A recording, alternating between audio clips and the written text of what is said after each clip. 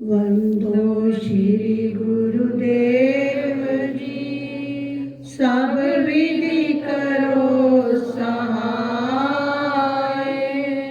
हरो सकल जग आपदा, प्रेम सुधारस प्यारे। नारायण प्रभु आप हो, पाप विमोचन हारे, क्षमा करो अपराध मेरे, बेड़ा दो अवतार। अंतर्यामी नाथ तुम, जीवन के आधार,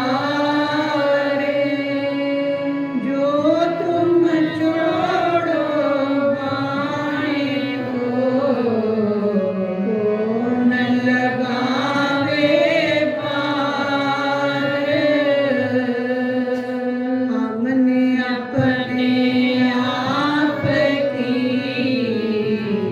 प्रभु छोड़ दी है डोरी, आगे मर्जी आपकी, प्रभु ले चलिए जिस ओर। कबीरा सोया क्या करे, उठ बैठ रहो जाग, जाके संग में बिछड़ा,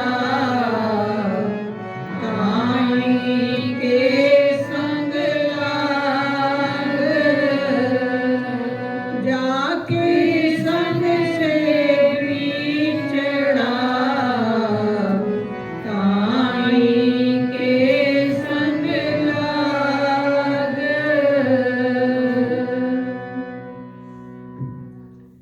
धर्म प्रेमी सज्जनों, हम सब महाराज जी की चरणों में बैठकर उनके सत्संग का लाभ लेने के लिए सब एकत्रित हुए हैं। जितना हम अपना मन इस ओर एकाग्र करेंगे, उतना ही हमें अधिक लाभ प्राप्त होगा, क्योंकि महाराज जी का एक एक वचन बड़े ध्यान से सुनना पड़ता है।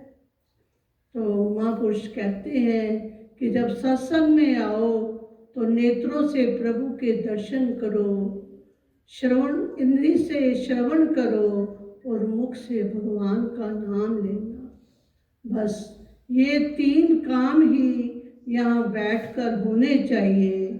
बाकी मन की वृत्तियों को शांत करते हुए उस प्रभु से जुड़ना ही हमारा लक्ष्य होना चाहिए।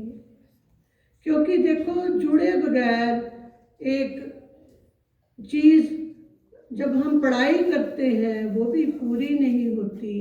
तो एक अध्यात्म की विद्या को सुनने के लिए अपने मन को पूर्ण रूप से एकाग्र करना पड़ता है, क्योंकि एक शब्द भी इधर से उधर हो गया तो उसका अर्थ समझ में नहीं आता।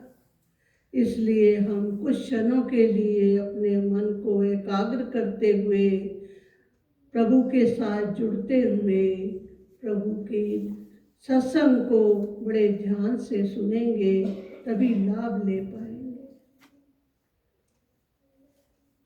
जीवन की यात्रा दो किनारों के बीच हमेशा चलती है। ये किनारे सुख और दुख के दो किनारे हैं, जिससे इस यात्री को, जो भगवान ने हमें यात्रा के लिए संसार में जितने समय के लिए भेजा है, इस यात्रा में ये दो पड़ाव सुख के दुख के सदा ही जीवन में चलते रहते हैं। उतराई ऊंचाई नीचाई ये सब जीवन में आती रहती हैं, क्योंकि ये कर्मों का विधान ही ऐसा है कि हम समता में एक रस से नहीं अपने जीवन को जी पाते। संसार के थपेड़े हमें झचकोरते रहते हैं, कभी खुशी की ओर ले जाते हैं, कभी गम की ओर ले जाते हैं, कभी रोग की तरफ ले जाते हैं, या कभी अन्य परिस्थितियों वश हमें कहाँ से कहाँ पहुँचा देते। लेकिन भगत का कार्य है कि इन परिस्थितियों से निकलता हुआ अपने प्रभु की याद में, उनके सहारे से, जब वो दिन ही रहेंगे सुख के तो दुख के भी नहीं रहेंगे, ऐसा सोचकर सुख में ज़्यादा, महाराज जी कहते होते थे कि ज़्यादा फूलना नहीं चाहिए, ज़्यादा शोर शराबा नहीं करना चाहिए। ठीक है, भगवान ने दिया उसका धन्यवाद करना चाहिए। हे प्रभु, तूने हमें ऐसे क्षण दिए, दुख आए तब भी प्रभु का धन्यवाद ही करना चाहिए कि भगवान आपने मेरी सफाई की है, मेरी सफाई के लिए ये विधान किया है। बस प्रभु से यही मांगना चाहिए कि हमें हे प्रभु सहन शक्ति देना, इसको दुख को सहने की शक्ति देना और अपने चरणों से लगाए रखना, क्योंकि सुख के वक़्त तो हम प्रभु को याद करते हैं, दुख में भूल जाते हैं, क्योंकि वो समय ही ऐसा मन को विचलित करने वाला होता है कि हम डोल जाते हैं। तो हम गुरु भक्तों को, सत्संगियों को ऐसी परिस्थितियों में नहीं डोलना चाहिए। हमारे पास एक बहुत बड़ा संबल है। वो संबल क्या है? वो नाम का संबल है। हम दोनों हाथ से नाम का संबल चला के अपनी नाव को खेलेंगे, ऐसा विश्वास करके हमें अपने जीवन की यात्रा को चलाए जाना है। हर परिस्थिति में हर वक्त प्रभु के नाम से जुड़े रहना ही हमारे जीवन का उद्देश्य होना चाहिए। जो प्रभु से, गुरु से नाम मिला है, उस नाम में इतनी शक्ति होती है कि वो आपके बड़े बड़े कष्ट, बड़े बड़े कर्मों को बहुत जल्दी सफाई कर देते हैं और भगत को अपने साथ, अपने आनंद में उनकी रक्षा करते हैं।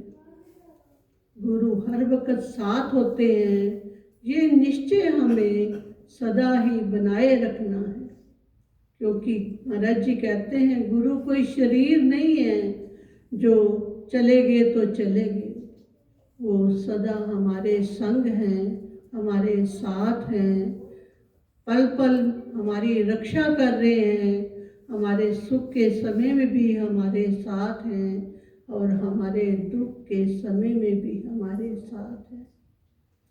जैसे ये संसार की यात्रा सुख और दुख दो भागों में विभाजित है, इसी प्रकार अध्यात्म की यात्रा भी दो पंखों से चलती है।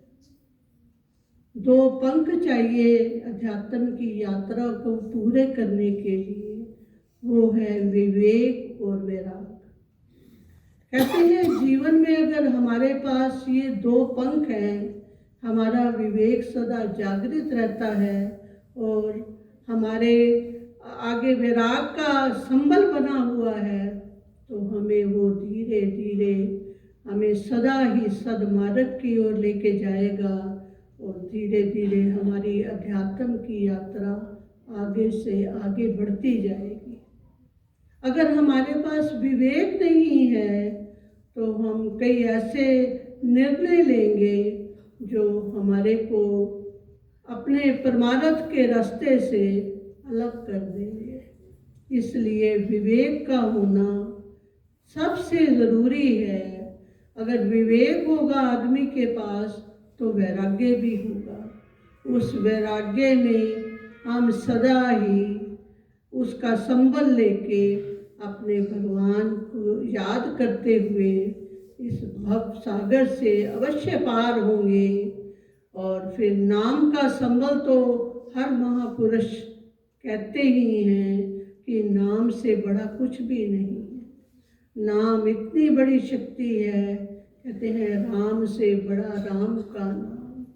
इसलिए प्रभु के नाम से जुड़े रहना, उसके ऊपर श्रद्धा बनाए रखना और अपनी एकनिष्ठ भक्ति अपने गुरु के प्रति अटूट विश्वास ही हमें उसके नज़दीक लेके जाएगा और हमारे रास्ते खुलेंगे और हम अपनी अध्यात्म की यात्रा में अग्रसर होंगे। बोलो सतगुरुदेव महाराज की जय।